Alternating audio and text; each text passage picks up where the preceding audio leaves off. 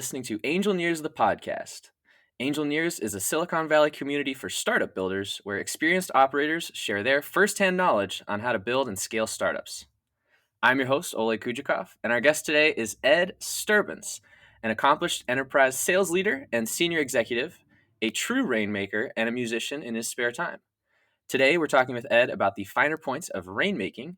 But before we get into that, Ed, welcome to the show. Thank you. Great to be here. We're excited to have you. So we always sort of start these podcasts off with the same question. Tell us a little bit about yourself. I know Ed very well. He's been like an uncle to me for many years. We've grown up seeing a lot of each other.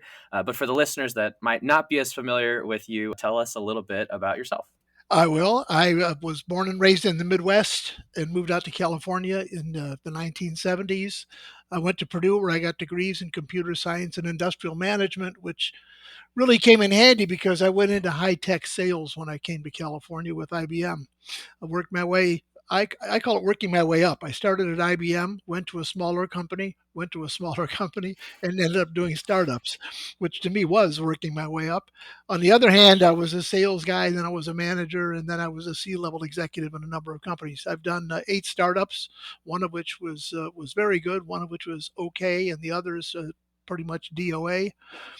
Just so you know, competition is something I learned at a very tender age. I'm one of 15 children and actually the eldest living of that group. So I am now retired, but I haven't passed away. I've just passed to something else. So that's a bit about who I am.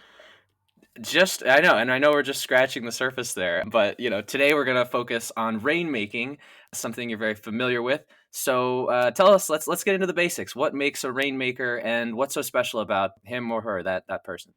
What I think makes a rainmaker specifically are probably 3 things. One is it's someone who can consistently deliver a number. If you've got $1 million to deliver, you do it. You do it year in and year out. Second thing is these are people who are not afraid of big deals. It's funny, but there are some folks who, when they see a huge opportunity, can't do it. When they see the little ones, it's less risk, I guess, but they can do it. But to be a rainmaker, you don't have time to do a gazillion little deals. You better find a few big ones and make them stick. And the third thing that I've found consistent among rainmakers over my career, which, by the way, lasted about 50 years, is never lie. Never. I mean, you only have one integrity. And it's funny how word gets around the industry if you're making things up and they're not true. So you're dedicated to the task. You're not afraid of going after the big whales, and you don't lie. That's what makes a rainmaker. That tenacity, integrity, like that. All right. Well, thanks for breaking that down. I'm going to go ahead and assume you're not lying because you were in the doing this for 50 years, so you must have been pretty successful at that. I was. Thank you. But tell us, were you born a rainmaker, or is it something you can become? I was not born a rainmaker. I don't. There may have been somebody who was. I haven't met them. It's kind of like as a salesperson, you always hear about so and so got a bluebird, which is a deal that kind of flew in and you got the commission check. I've never seen one. It's like the Loch Ness monster, and I've also never seen a born rainmaker. So here's why: selling is a process. It's not an event, and it's not 3 martinis at lunch and schmoozing. It is absolutely a process, a definable process, which I began to learn at IBM, which, by the way, leads me to the following, which is this. Back when I started, which would have been in the 1970s in this particular case, IBM did a very nice job, as did many other companies. Xerox and IBM, I guess, were the 2 big names and people who in high tech would take aboard college graduates typically and train them up. And think of that as an on ramp into that way of life. Those are kind of gone today, and it's a it's a shame. It's lost. You come out of college now, and if you want to learn to be a rainmaker, it's much tougher. Finding a mentor is a good idea. Reading all you can is a good idea. But most companies just say, "Come on, it's on the job, and you'll learn as you go." I found starting with IBM, I learned the fundamentals, and I moved on to smaller and smaller pools where I could swim and have a much greater effect, had more leverage than I had in a huge company like IBM. So how do you become one? Well, you learn the process and you stick to it.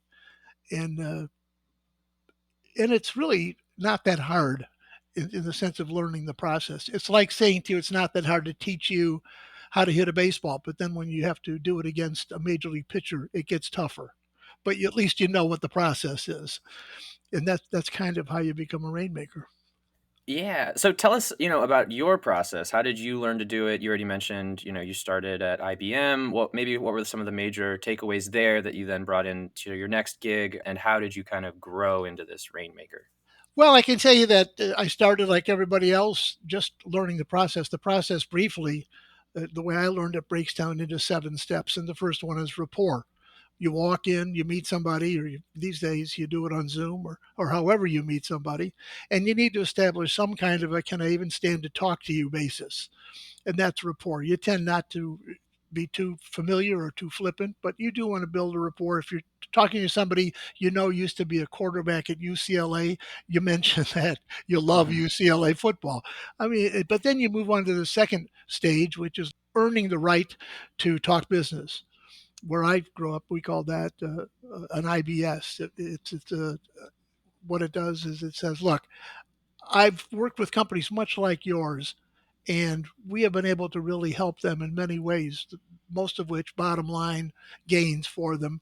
Would you like to hear how we did that? And if they do want to hear how you did that, then you can move on to the third step, which is where most rookie reps and most never going to be a rainmaker people fall off the wagon. The third step isn't, well, first let me tell you what a cool product we have.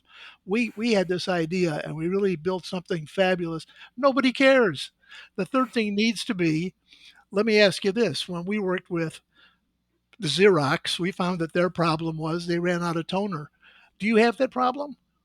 What I'm looking for here is I want you to tell me what it is you're looking to buy instead of me telling you I've got a really cool thing about which you know nothing and may not care. But once I find that I have a a solution for a problem that you have and I have sold it elsewhere, you might want to hear what happens next. And next is when I finally tell you what it is we do. And after that, the next step is to say, well, given that we've agreed you have the problem, and given that you now understand that I have fixed it for Xerox, is there any particular reason I shouldn't send you about 5 of these? And by the way, if that form has got carbon paper under it, please press hard. Generally speaking, what happens next is no, no, I don't think I am ready to buy 5 of those. And so what you do is you manage the objections, whatever they might be, and then Mhm. finally you close. And that's the second place where most rookies fall down. Closing a deal is not, as I said before, is not an event. It's a process. What do I need to do with the CFO? Does your lawyer need to see the contract before we go any further? Who actually signs this? Do you? And if not, who should I be talking to? So if you just learn to do that, and that, by the way, can happen in, well, rarely does it happen in one sales call, but it Mhm. has to happen. And it almost always has to happen in that order. And you always have to do all 7 steps. Mhm. So it could take you months to get through that process, but that is the process. And it turns out I had in one of my positions, I had a quota one year of $682 million. And on January 1st, that's a frightening thing to contemplate. But if you just start one step at a time, you can get there. So we did. We did it that way, and we did get there. And I would tell you this: when you get to a sales call, and you've got all of those steps in front of you, the first time we talk, if you have an objective, and generally it's to get the next call. By the way, the first couple to 3 times you talk, you have to make sure you never go into a sales call with more than 3 objectives because you're not going to get more than 3 done. So don't be distracted. Start by making sure if the first objective needs to be make sure we have a second conversation. The second needs to be let's come away from this with me having an understanding of what your pain is. What in your business can I help you fix? And that's kind of how it works. Wow. Wow. That's a lot there. And you just go through it so naturally. You can tell you did this for many, many years. And so the process is the same. It was the same at IBM, and it was the same as you kind of moved through smaller and smaller startups. Is that true? Yeah, and I think it's the same when you buy a car. I mean, Mm. if you've ever bought a car, the first Mhm. thing that happens is you walk in and the sales guy chats you up. How you doing? Rainy day. Geez, it's funny. It's raining this late in California. Blah blah blah. Then they go, yeah. By the way, you're here at just the right time because it's the end of our quarter, and we've got some really sweet deals. What are you looking for? So what did I just do? I made a little rapport. I made a little business thing. You're at the end of the quarter. I can do a deal. And what are you looking for is your opportunity to tell me how I'm going to sell you something. And then you tell me what you need. I move to the presentation. I go, oh, you know what? Have you seen our RAV4? Boom, let's go look at that. Yeah, but you want that in red or blue? Well, what else you got? And then you talk about, well, what do you need? Bigger, smaller, faster, cheaper, what? And you tell me, and pretty soon I need to talk to my manager about that ridiculous price you just asked for. And then you drive off a new Toyota. You know that it's the same. It's the same buying a car or buying a room full of servers. Right, right. Room full of servers running imaginary codes. So, okay, so you clearly get this stuff, and I want to kind of dive into maybe some of the tactics of going through those steps. So, so let's do it. Talk about planning your sales call, and what should be included when you're thinking of like a pre-call checklist. I keep it short. The first thing I do is I make sure I go back and refresh myself on what business are you in. I'm going to call you Oleg, and I need to know why and why do you want to talk to me? Because what's important here is that I keep focused on you, on your business needs, and I can introduce to you a solution for a problem you may not even be aware you have, but I know that everybody else in your business has, and I can therefore, if I refresh myself before the call, can refer to things that sound like I've known them all my life. I've actually known them about 20 minutes. And I will begin the call with something that sounds what I don't want to sound like when we begin the call is like a salesman. This is not a social call and this is not a party, but I do want to sound like somebody who is approachable, that we can have a conversation, and it should be a not totally unpleasant experience. I'm sorry, let me pause you there because that's actually so interesting. How do you do that? How do you prepare to just, be in a good mood when you have a sales call coming up? It's the same. I worked my way through college as a nightclub entertainer, and every night I did at least two, usually three, but sometimes on the weekends four shows. And I can tell you that with an impacted wisdom tooth, the third show on a Wednesday night, you are not necessarily going to be really jacked up to want to get started and meet these wonderful strangers sitting in front of you. And so, what you do is before you start, you sit back and you go, okay, what do we got out there? We got a bunch of people I've never met. And what are we going to do? We're going to make them smile. You're looking for people to enjoy themselves. That's the close in that business. And so I just don't ever go into a sales call without stopping beforehand, shifting. uh, As somebody said to me even yet today, do you have water? Did you turn off your phone? Are you going to pay attention to me? Those are the kinds of things that you need to do. And so when I get on a sales call, I am talking to a customer or a potential customer.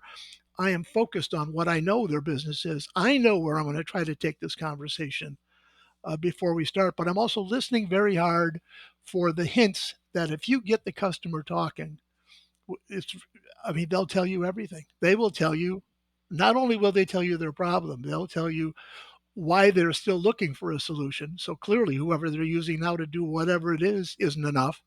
And they will basically tell you what it is. And so if you're listening and you can do what they're telling you that they need, then you've got a reason to move forward and present your proposal.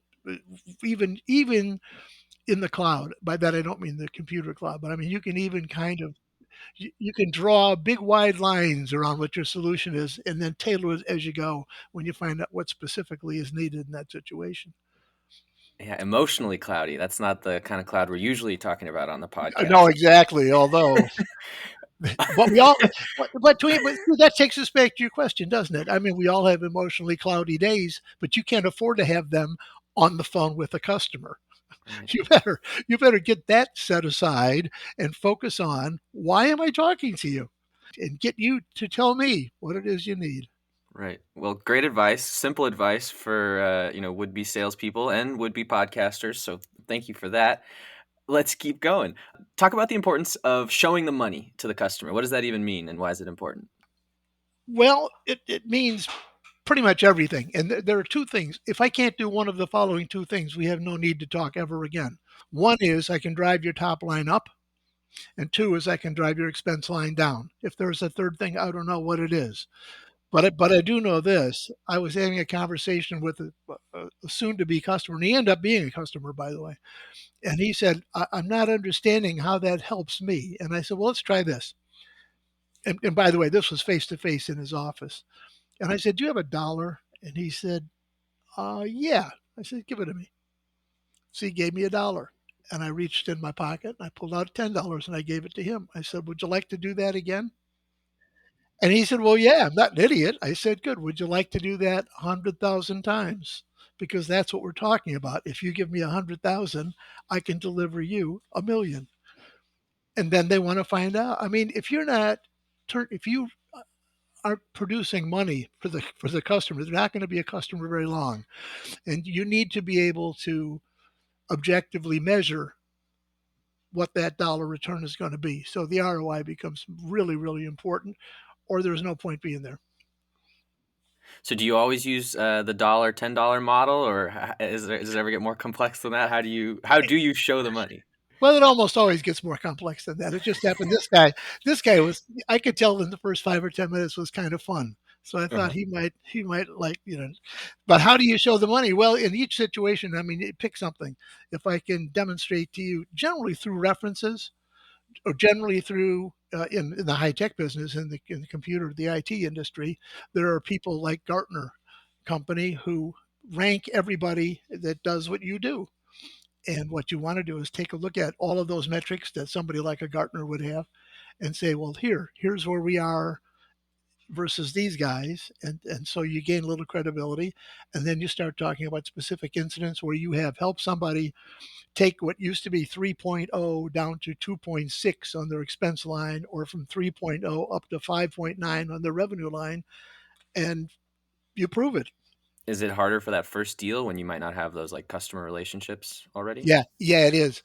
And there, when you don't have the references, what you have to do is sell the logic. There's an old thing in the law which says if you're in court and you're not winning, and you know that you kind of have a pretty weak case, you argue the law. It's a bad law.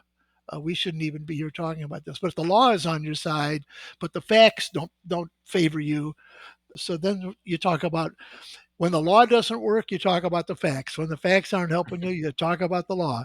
And that is the same thing when you're selling something. And you're not, none of this is fantasy, by the way. Mhm. This is just presenting the facts that are going to help move your case forward. Makes a lot of sense. Actually, you're on a good, let me branch that a little bit away to tell you that I sold for IBM for a good number of years. And then I sold for a company called Tandem Computers. And when I'd walk in the office with my IBM card and throw it on a desk, people would kind of go, "Ooh, IBM." And when I walked in the office and threw it on my Tandem card, they go, "Who's that? Are they the people that make the? Is that Radio Shack?" I said, "No, that's Tandy. This is Tandem." And so you need to know which one of those you are. And that is kind of the same situation as I've got 10 references or I have none. You really are facing the same problem. It's really about credibility, isn't it? And so you need to earn that. And there's no easier way than references. And when you don't have those, you better have a good case. So, like that. I see. I see. Right. So if you have the big shiny IBM card, flash it, people will get that right away. But if you don't have that, you better find a way to build your case with logic. Yeah, and you need to explain why. I'm sure you're talking to IBM. I mean, we all do. I worked there for 10 years, and they're a very reputable firm. And of course, we all know and love them. But here's something they never thought to do. And then you talk about what you do and go, wouldn't that be, what would it be worth to you, Oleg, if I told you that your business today, if you're typical in your industry, will go down because your computers go down maybe 6, 8 minutes a year, maybe 2 days a year. Something's gone down, the system doesn't work. We've all faced it. We've all tried to get on some website to order something, or to do some transaction where you get the error 404, please come back later, blah blah blah. And I wonder how many sales do you think you'd lose per hour if that happened in your business? Let's pick a number. Give me a clue. How much stuff do you guys sell? We can figure it out. I can look at your annual revenue and divide by the number of hours in a year and get a number. Are we together on this so far? Good. Well, what if I tell you I can take that down to 99.99999 availability, which, by the way, means that your system, if it goes down at all this year, will be down for 6 minutes or less. Now, what is that worth compared to your current environment? Is that something you'd like to talk about? Because that's what we do. And and so you can build a case if you understand what the customer's pain point is and if you understand what your product does. And that's more or less the approach that I have used, and it's worked nicely for me. Right. And that just goes back to why that time to prepare and understand the bigger picture and what the customer might be experiencing, what problems they might be having is so important. Exactly. Yeah. Okay, so let's move on. Let's talk about customer objections. Yep. How do you take an objection and maybe turn that into an objective? Well, that's actually the magic that happens in sales. And often when you hear an objection, the first thing you have to think to yourself is that real? Is what that person just asked me a real thing, or is that kind of the street knowledge? And if it's a real thing, then you have a different way to go than you do if you know it isn't true. So if it isn't true, you just knock it down, and you can demonstrate that any number of ways. Not It's not hard, by the way. But if it's a tough objection, you have to ask, what is the why are you asking me that? Have you had that experience? Does your current environment have that problem? And when it does, what does it cost you? What are we trying to fix? Actually, it's a great what when a good objection comes up. If I could fix that, what would that be worth?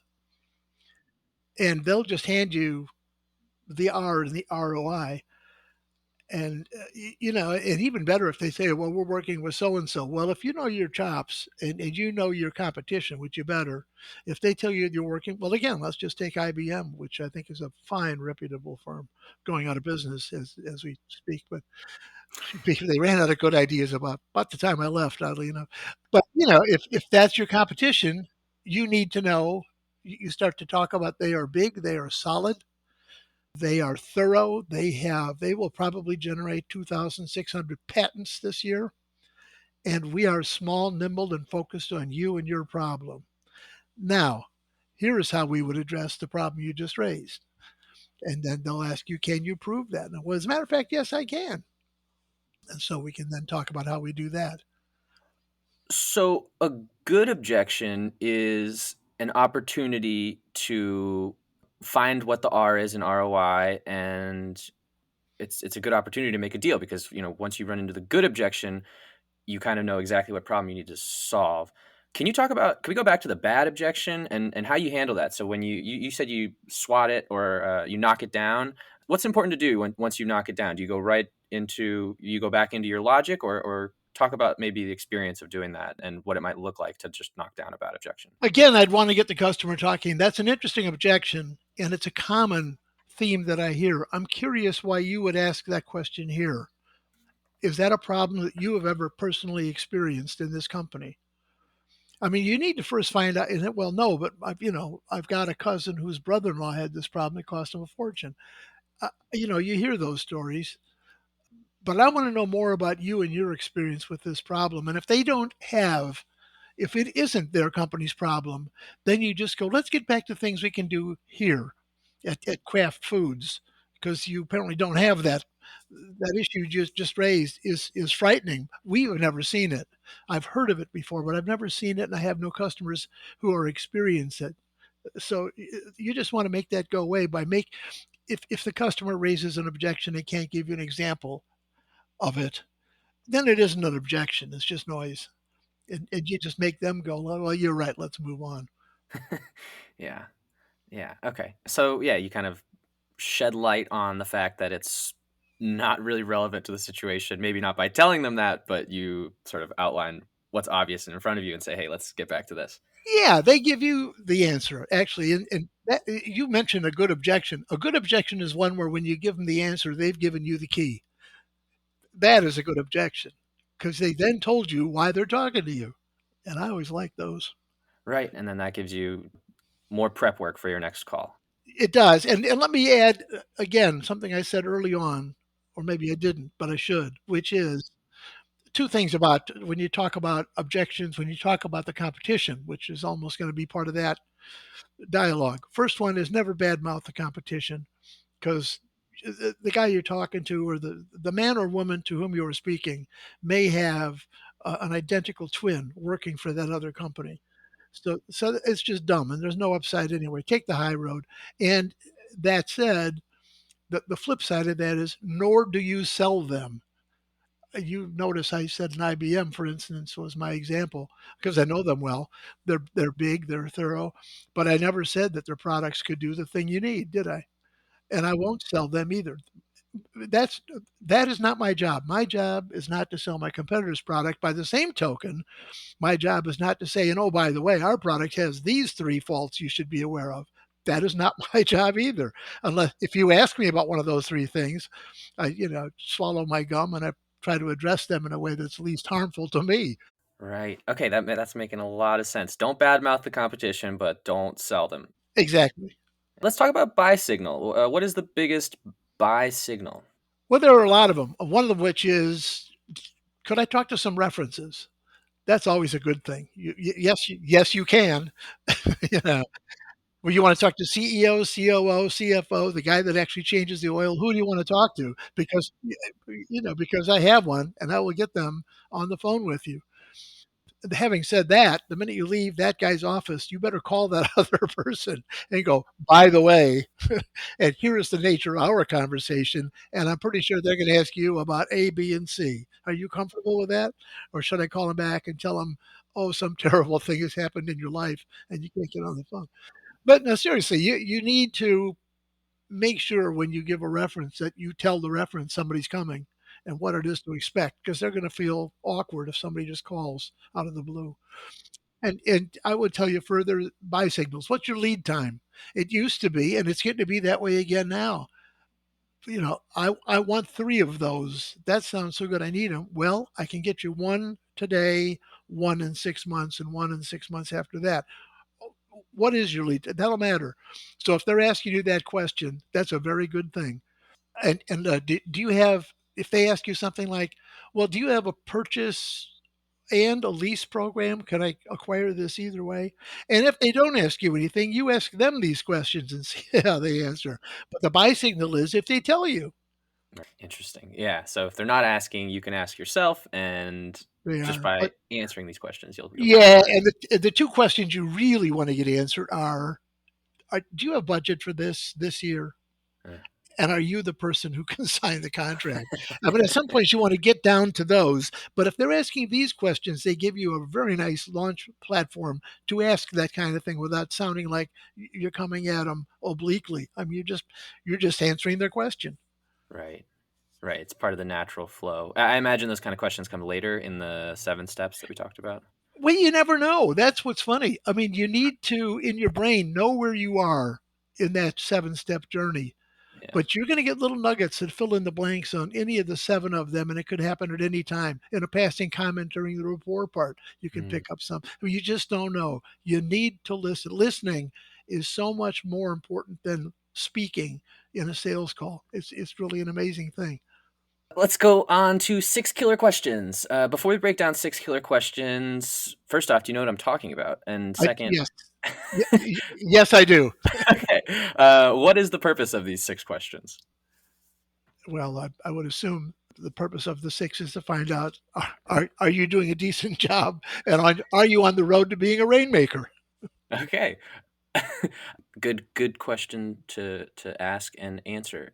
Are we on the right track? And it goes into like the preparation part Yeah, too, right? It's good to have a framework, good to have an idea of what you want to ask, and I think it probably fits into the 7 stages in some capacity.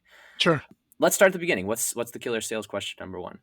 Well, that's interesting. This, if you hang around with sales guys, you'll find out can kill many hours in the bar arguing about what is the killer sales question. Are you the decision maker? Do you have budget? Are you an influencer? Do you even know the decision maker? Do you have time that I'd like to drop by next week and I can come by Wednesday or Thursday? What time works best for you? Uh, those are uh, those are the killer questions. I mean, you're trying to advance. Does this guy have the ability to buy, and will he see me? Are really the things you want to get. So pick your way to get to that, but that's what it's all about. Let's start with asking about the appointment. Yes. So start with that. Asking about the appointment. Why might you want to start there? Well, again, if you go back to the 7 steps, you need to develop a rapport with somebody. So that's the first reason. I've always found that people buy from people they like. And by that, I don't mean people they want to go to the ball game with, but certainly people, when they run into you on the street, would be pleased that that occurred and are always happy to spend time to learn more about what you have to tell them that helps their business. So that's a good litmus test on, do you fall into that category with this person, or are we talking chalk and cheese here? Because that's a lot tougher, and I've had both. So there's that. And secondly, if you won't see me, the odds you're going to buy something are pretty slim. At some point, we should have time, together, or we'll never get to steps two, three, four. So it's critical. If they stonewall you, why? That has happened, and that's happened a lot over the years. And you have to figure out, how do you get around that? Can you talk about that? I imagine that's pretty tough to get around, a stone wall. Yeah, well, some of the ways that, well, that's where marketing needs to be helpful. And it can be, let me invite you to, our company is doing an event. We used to have an event called the Key Customer Symposium, where we had John Chancellor and other people that you never heard of because you're too young come speak to groups of business people. And I'd like to invite you to one day of that, just to see what we do and just to see the kind of people that we attract and the kind of thought that we won't talk business. We'll just talk about world events and industry events. But I'd like to have you come have a look. Generally, if they will come to one of those, you've kicked the door open. Or are you going to be at salesforce.com? Are you going to be, there's the big, are you going to be at Open World Systems? Are you going to be at CES? Will you have time for a cup of coffee while we're down there? Find a way to get FaceTime. And that used to be a lot easier. I mean, that is the way business was done many years ago. These days, it's Zoom, if it is. It's teleconferencing. It's phone calls. It's sales has changed a lot in the personal relationship aspect. It has changed a lot too. This way, by the way, just there's a sidebar. It used to be one of the reasons people wanted to see you was that you could talk about your product, your customer's product, business. Like now, with Google, people can look up more about your product than you know. And when you get there, they said, I really only have two questions. I know all about your product. Thanks for dropping by. That makes it tougher to get through rapport and getting them to talk about their business.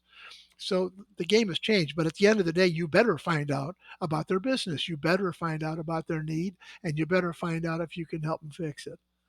Right. So it sounds like the fundamental piece here with killer question one, asking about the appointment, is maybe not to get physical time together, but to just have time together, whether it's a Zoom call or something else. It's important to like have rapport where we can meet to talk about stuff. Otherwise, what are we doing here? Exactly. Let's move on to number two, getting the customer involved and to begin the necessary chain of positive agreements. How might you get started, or what kind of questions are you asking, I guess? Well, it takes it back again. I mean, that the framework that I was outlining helps you with this. It said, look, I know in your case that let's go to Kraft Foods, talking to Quaker Oats, talking to Nestle, I have learned some things, and some of their problems look like this, like this, like this, like this. Do you have any of those? And by the way, before you ask, they do. And if they say no, they're lying. So then you better pick one that they all have, and it because at the last conference of the food industry, they were that's where all the breakout sessions were about. But you try to. This is where it's really critical to get the customer, the potential customer, talking about themselves and their business and what the. I mean, we all know in banking today, those kinds of questions that begin with, "I just read yesterday in the Times." Blah blah blah. How did that impact you? Those kinds of things. Open questions that make them talk. You want them to talk so that you start agreeing. I've heard of the importance of like, finding agreements. We want to find the ground that overlaps where we agree. Do you know, like, as humans, why do you think that's important? Well, I think people like to be accepted, like to be acknowledged as saying something that you find valuable. I mean, what you've just given them is fundamentally a compliment in a very subtle way. That's wow, geez, Oleg, that's a really insightful question. We just saw at Ovaltine this kind of thing happen. It is a way to create a bond with somebody with which you had none until that question got asked. Basically, that you are now talking about something where you have a mutual agreeable point of view, and you can build on that. And also, someplace in there, they're going to tell you the thing you really want to know, which is, yeah, that's how it works. What's broken here? Give me something that I can fix, is what I'm trying to do. Well, it is. I mean, any product you're selling to somebody, it needs to be addressing some need they have. Right. And oftentimes, I understand the two tank swap problem.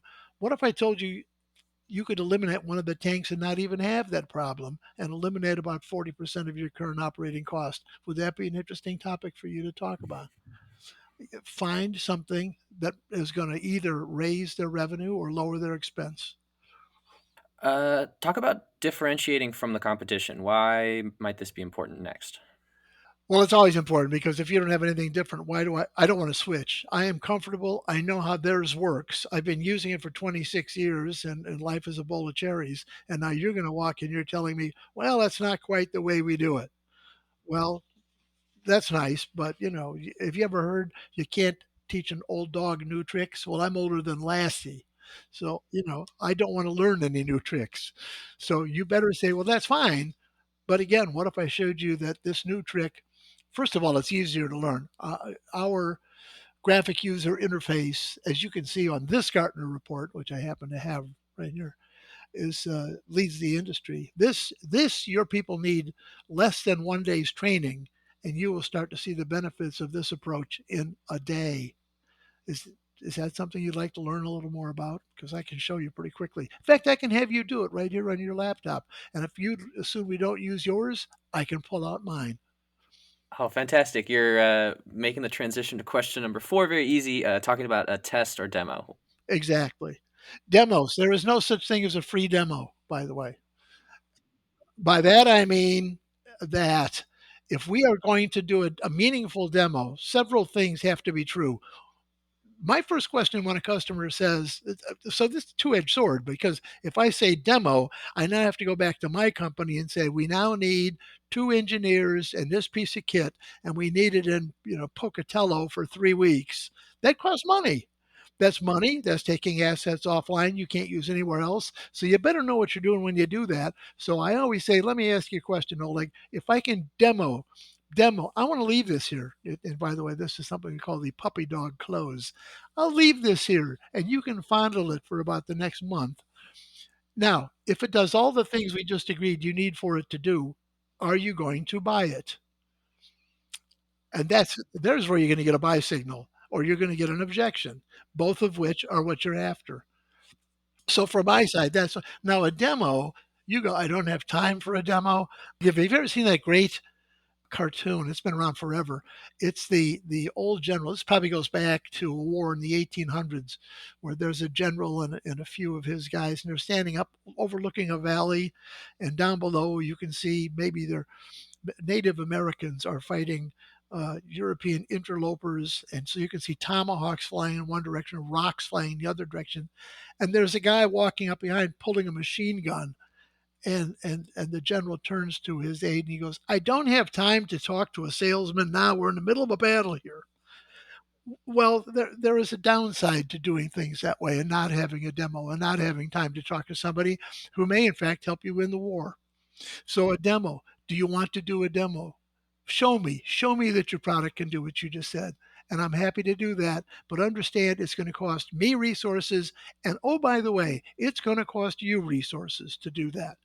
So let's make sure we're doing this to some end.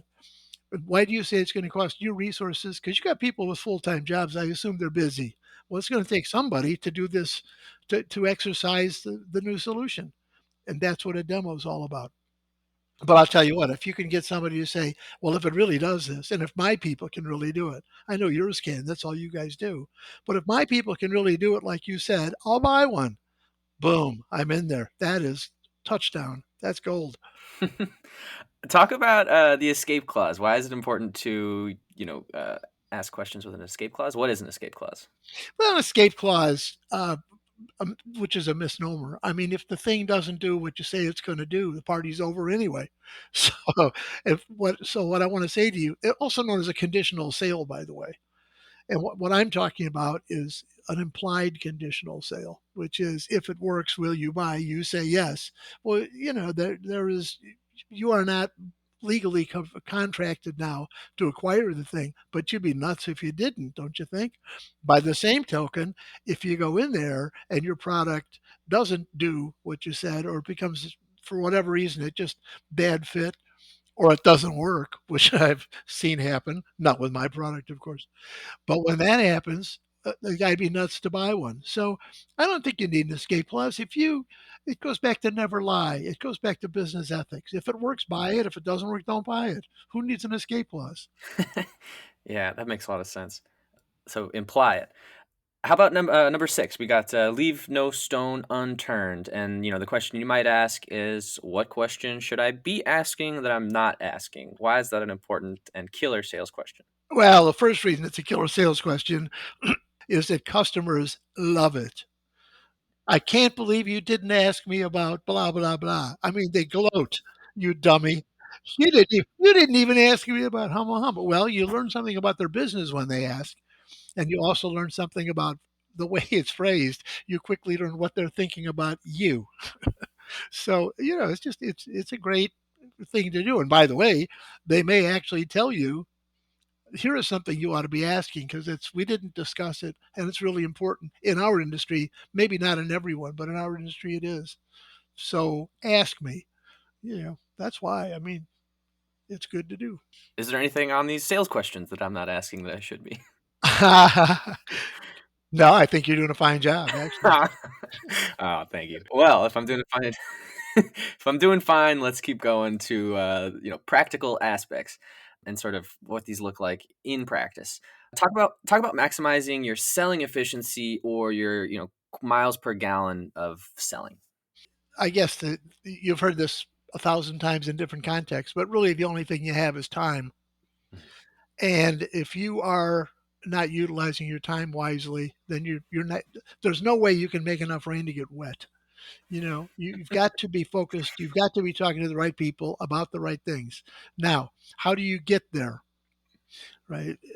One is by asking intelligent questions. Let's make sure you're talking to somebody who really does have the ability to make the decision. Your Mhm. miles per gallon, you can spend a lot of time. And just because somebody's eager to talk to you, in many cases, I have seen potential customers talk because they think the technology, it's the coming thing and it's really cool. What you don't know yet is they have no budget and they're never going to buy one anyway. But this particular guy happens to have been focused on that kind of solution most of his career. Nobody will listen to him. And now here's a guy coming in with the actual thing. I want to spend time with this guy, and you can just waste a crap load of time with somebody like that. You'll have a great conversation. You'll be bragging. He'll be smiling. You'll be shaking hands. Can you come back? Let's do lunch. You won't sell anything. You better That's all you find got. out that who's, yeah. Well, that's where the rookie rep comes back to the office. How'd it go at Kraft? They love us. They Oh, absolutely. Well, I talked to Oleg Kuzhikov. He loves us. And that's, in fact, I'm going to go out this afternoon. I'm going to order a snowmobile because I know this deal is going to happen. And you aren't even talking to a guy with a checkbook, yeah. you know. And so yeah, that happens. You better qualify. And that's where, I guess I haven't said this, I should. Selling is a team sport. Rainmaker, yes, you need a rainmaker, but you also need all the people around, people that can install the thing, Mm, people that can help do the financial charts you're going to need to prove the ROI. right. It's a team sport. And you better make sure that when you start introducing your team into this situation, that you know what they're going to say. Just here's something that rainmakers do that a lot of reps that are kind of mediocre don't do. They understand which of your executives, for instance, are willing to make sales calls, which will never make sales calls, and of those willing, which would you really have the nerve to take into your customer? because I'll tell you what, there are some who are smart as a whip, and I would no more let them talk to my customer without a muzzle than I would give them a loaded gun and tell him to spin the chamber because he's going to aim it at you. There are some, you, boy, I'll tell you what, I've had some CFOs and heads of engineering. Heads of engineering are always risky to let talk to a customer because the customer will ask them some question and they will give exactly the scripted answer you gave them. And then they go, but you know one thing, if you ever do this on a Tuesday with like the sun in your eyes, your whole factory could explode. You go, oh my God, let me just excuse me, gentlemen. Do you mind if I just rip open my heart right here in this office? Now, I mean, you better make sure you're talking to decision makers. And so when you're talking about miles per gallon, don't undo everything you did by bringing in the wrong help Right. and making sure you're talking to somebody who can actually influence the outcome. I think it all goes back to preparation. It's like, It how do you does. prepare for these moments? It does. Who do you And, have and, in the and room? yes, and what are the assets that you have at hand that you can bring to this party? And Right. and do you want to bring it? And by the way, a CFO, and I would like to talk to your boss. I'd like to meet your boss. I'd like to meet the CFO. You Mhm. better know when you play that card, you're going to get one turn at bat with that deal, and you better be ready. And don't. I, I mean, you may want to do that early. Mm. Probably you don't. But yes, yes, it has to do with understanding the situation, the opportunity, the client, and your resources, and do your homework.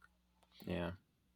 Yeah. I always thought good salespeople were just kind of born with it. You just walk in the room and you smile, and people are interested in what you have to sell. But Absolutely not. I have had salespeople that work for me that you could talk to them for half an hour and you would never in your life believe that they are salespeople. One of whom, huh. a dear friend of mine, became a dear friend of mine, who worked for me, was a kind of a dumpy guy from St. Cloud, Minnesota.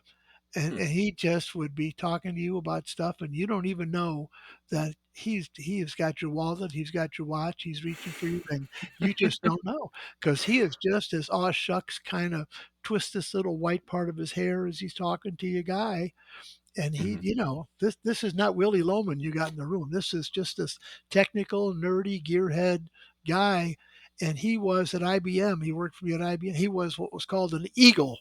I told my boss I was going to hire this guy, and he told me I was out of my mind. He's going, "Are you serious? You're going to bring this dust bowl into your customers? Remember, you got a number to make, Ed."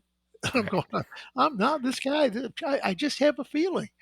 And Huh. I'll tell you what, he became an eagle. An eagle was the top 1% of the revenue producers in the IBM corporation that year. And this gentleman, Jim, is his name. He was one of them. And people said, "How in the world does he do it?" And you go, "He listens. He listens hard. He's very smart. He knows his product. He does his homework. He sticks to the process. He never wavers from going after delivering that solution to that customer, even when the customer doesn't want it." And I want to tell you something, Oleg. The customer is not always right. If the customer was always right, they would never need to talk to you to begin with. And second, I give you an example of the customer not being right.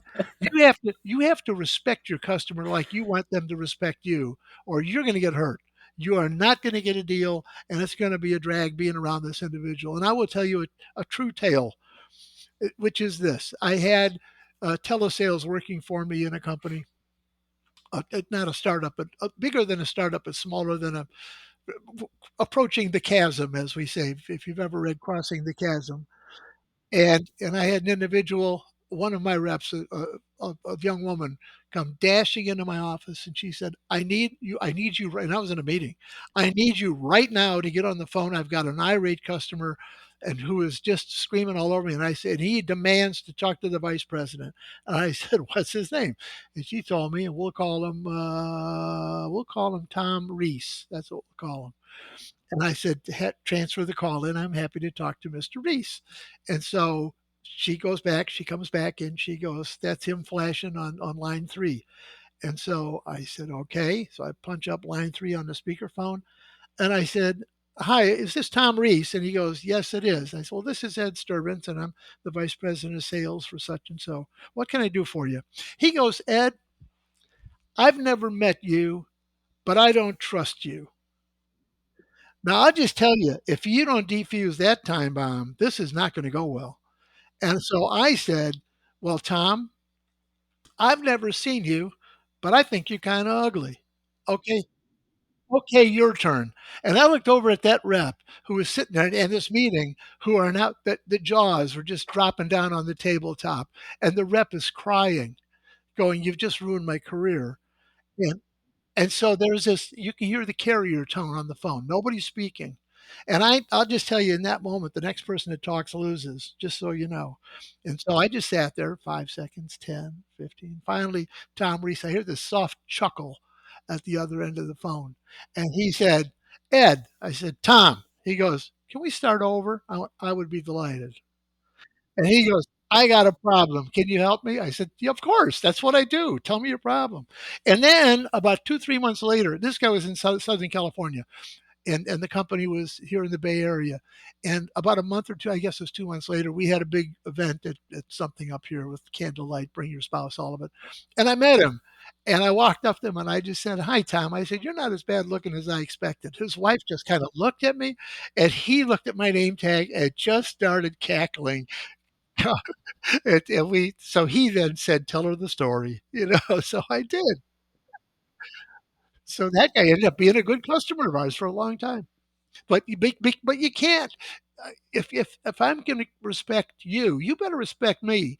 It's got to be a peer to peer relationship, or we're just not going to get business done. Right. Right, right. The thesis there was customer the customer is not always right, quote unquote. The Exactly. spirit of the rule is respect your customer. Yep, Um, and you must, but you must also get respect. Otherwise, if you get him as a customer, he's going to be a pain in the butt for the rest of your career. yeah. Because they're going to be demanding. You don't want to be in that relationship. By the way, you don't want to be in that relationship at home either, but we'll cover that in another lecture. Next podcast. Save it, save it. Yeah. Um, Yeah. let's keep going. Talk about cold calls. What's the problem today with cold calls, and what's an alternative solution that might be useful instead? Well, cold calls are hard. Cold calls are hard because you have no rapport with somebody. You get a million of them a day. You don't want to talk to any of them, and it's just going to be hard to get traction to get into the process. And I would tell you that there is a thought that says cold calls don't work. Well, they do. They do work, but they work like one in a million, where you're looking for one in eight. And again, it takes you back to miles per gallon, miles per cell. You just don't have time. You Mhm, just don't. And I'll tell you further, there's no say. Do you know what a bluebird is? If I told you, a buddy of mine got a bluebird. That's a deal that flew in the window. He got the commission check and he didn't do anything. mhm, I've never seen one. Never seen one. And it's cold calls are like that. But actually cold calls can work. And they can work, but they're awfully expensive. Here is where the role of marketing is all important. If you have decent marketing, not decent marketing, that's sales and marketing are like the cobra and the mongoose. You Let's need to know ima yeah, let's that. imagine. Let's imagine for a second. Let's imagine for a second that you have strong marketing as we do in our firm. Their number one job is to deliver to me qualified leads, Oh boy. which means they did the cold calling. They weren't trying to sell anything. They were just trying to find people who might qualify to that have the need, but they don't know they need you. And so when you get to them, they already know why you're there, and Mhm, they know who you're from. But cold calls awfully, awfully hard. And I don't know a single rainmaker. Well, that's not true. I know one that started in the telesales department and earned their way out of it. But man, oh man, that is a tough, tough ride. I don't want any part of it. And I've had that department work for me in what, 6, 7 different companies, and it's always so hard. And I always made it a point to at least 2, 3 times a week pop into that department and just stir the pot for 15, 20 minutes and tell them I mhm. loved them. Because man, without them you're dead. But I don't know how those people could do it. I Yeah. mean, I'd go home at night and slit my wrists. That's a very cold calling is very, very hard. Yeah. And it kinda gets back to the thing we've been talking about the whole time. Like, what's happening when you're cold calling? You don't really know your customer, so that preparation is like you can only do half of it, right? You can learn your product, but you can't really understand who you're selling to. Exactly. You really can't. And you know nothing about the individual you're Yeah. talking. It's just really hard. And remember we're talking about rainmakers here, not just somebody who's doing okay. We're talking about these are the people that are going to put your company on their shoulders and carry you to success, carry you to the IPO, carry you over the top of the 2 billion, 4 billion, $10 billion mark. Mhm. So they're not cold calling. No. What about shots on goal? Why is it never a bad play for a Rainmaker to do a shot on goal? Because you make 0% of the shots you don't take. If you're going to try to nail one, I mean, what's the worst thing that can happen? A guy says no. Yeah. Well, no is a good thing. No, why, Bob? Sure, we've agreed you need it. I know you've got the budget, and I know you've got the authority. Will you tell me no? Yeah. Let's cut to the chase here. Well, let's go back to the ROI on this deal that we agreed was there. You can start it a year from now. You can start it 5 years from now. Do you have a dollar? I can take you right to here's give me a dollar. I'll give you 10. You want to do it again? Well, let's do it again next year. Or do you want to do that like once a minute for the rest of your life? That's why you got to take the shot. It never hurts to ask for the order. Never. Now, having said that, you better know how to gracefully take the whack you sometimes get for doing it, but that's okay too. And it often susses out that last objection, by the way. You know, I agree. We've agreed on all these points. However, what we haven't fixed is this. And you go, by God, I have found the end of the rainbow because they're about to tell you the answer. And also, by the way, this is a good time to remind you, and every rainmaker will tell you it's true, that the selling doesn't actually start till the customer says no. Hmm. What do you mean? Why? I mean, when you go in to say, I've got this really good thing, and they go, wow, I'll take 1,000 of those. That didn't happen. Well, what did happen? The guy said, "Nah, I don't need any." Well, wait, that's no, right? Well, wait, maybe you do. Let's talk about that. So that's what selling is about. Selling is about finding out what that no is and slapping it down and getting them to sign where the line is dotted. That's what it's all about. Right. If there's no no, then what did the salesperson even do? They They whip just out sign an them order off. sheet and they get the hell out of the office before they mess it up. That's what Yeah. they do. So maybe that, yeah, maybe if the sale doesn't begin till there's a no, and if you never hit a no, then maybe those bluebird sales do exist. Yes, and since I have never in 50 years seen a bluebird, I am suggesting to you that it never hurts to ask for the order, even if the guy says no, because that is the green light for you to start going, really? Well, let's go back over what we've discussed and let's get to yes. Yeah. Okay, let's start to wrap it up here. I got one more question Yeah. before like a closing question. You've mentioned the kind of ROI and return and analysis, maybe not in those words, but return analysis several times. It's kind of the whole point behind your $1 for $10 metaphor there. Just talk about why it's important. How do you find an ROI? Because I imagine that's not like that's a calculation. How do you figure out what it is and how powerful is it when you're trying to sell something? Well, let me take that from a different angle for a second, which is Yeah. this. Generally speaking, the way ROI hurts you is if you don't address the following question, because often it's presented to you this way. And I learned this at IBM because IBM was known to be more expensive than anybody else. We were like Clorettes. We cost a little more, but we do so much more, as they used to say. You have to understand the difference between the price of something and the cost of something.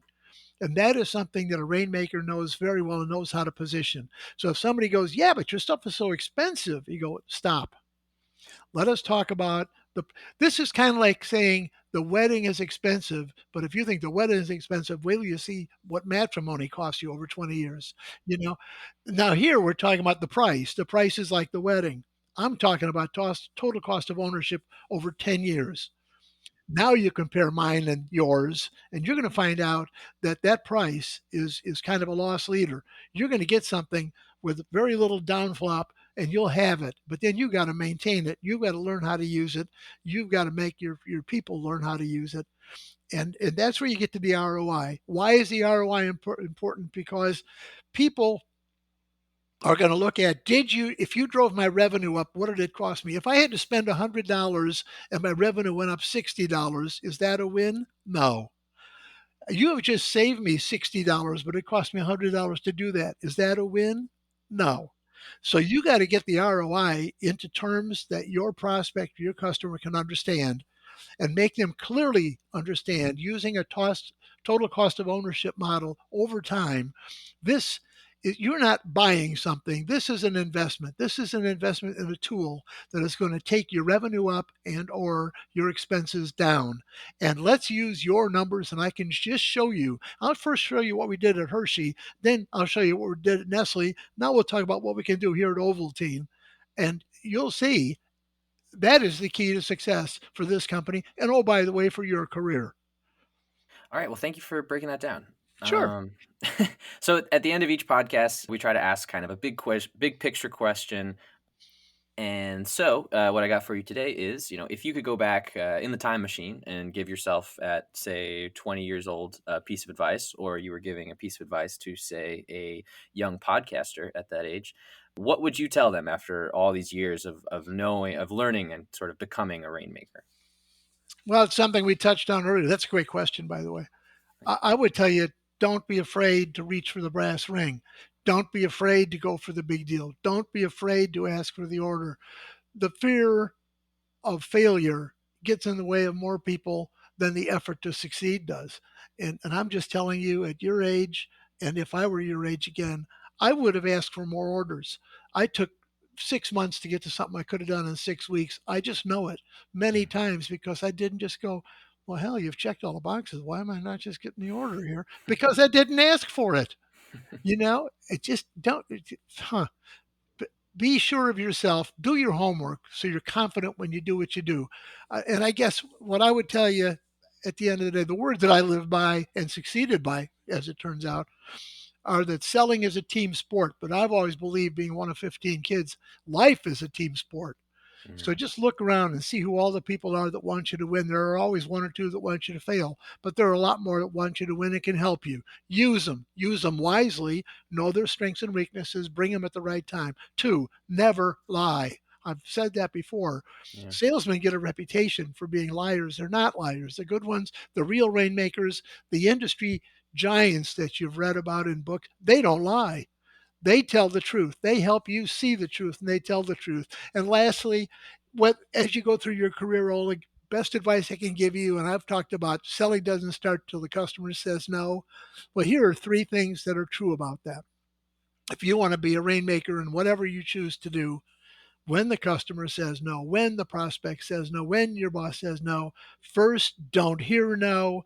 Secondly, don't see no. And thirdly, don't understand no. You just keep going. If you think you're right, you go.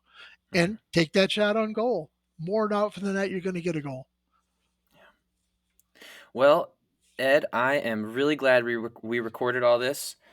There's a lot of advice in here that I'm going to want to go back and listen to again. So thanks for coming on. Thanks for sharing. And before we get out of here, what's the best way for listeners to reach you or maybe listen to your quartet perform once you're performing again, I guess? Yeah, well, we are going to start performing again in a very limited fashion next month. They can find me at ed@sterbenc.com if they want to drop me a note or ask me a question or give me an answer for anything they think I got wrong. I'm tough. I can take it. And if you want to hear really good, tight, four-part vocal harmony, it's the Fault Line a cappella chorus. And we're in San Mateo County. So Fault Line a cappella chorus. Just Google us. You'll find us. Fantastic. You guys got to do like what AC/DC did on their latest music video. They all sort of recorded from their own green room and then they could kind of put it all together. So, We actually have been doing that for the last year. We've been recording the four different parts, and one of our guys is a pretty tech heavy guy, and he sews them together and syncs them up, and sounds like music. It's pretty good. awesome.